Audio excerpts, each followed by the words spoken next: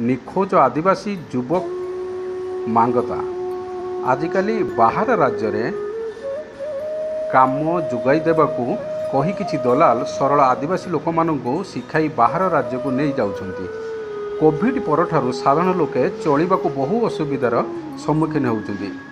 यार सुजोग नहीं दलाल माने निरीह श्रमिक मानक हैरान करुछंती, जहाद्वारा सेमाने दलालक मायाजाल छंदी होई हैरान होउछंती।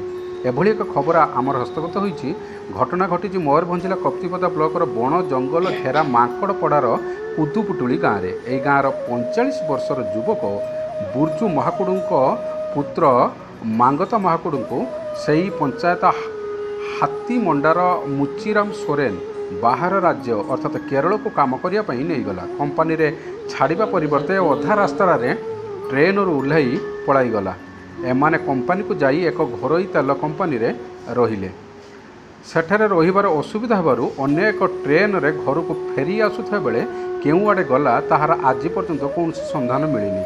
कप्तिपदा थाना रे मांगारार स्त्री मुक्ता एक निखोज रिपोर्ट देबाकू जीवा समय पुलिस हजिथिबा स्थान रे जना कही फेरी आसीथिले।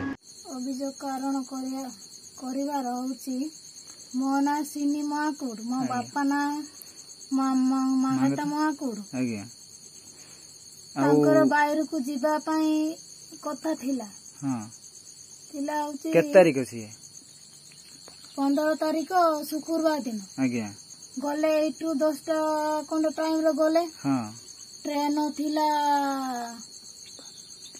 दीटा बेले थिला एटू। हां गाड़ी नंबर ट्रेन कोडू थिला? बालेश्वर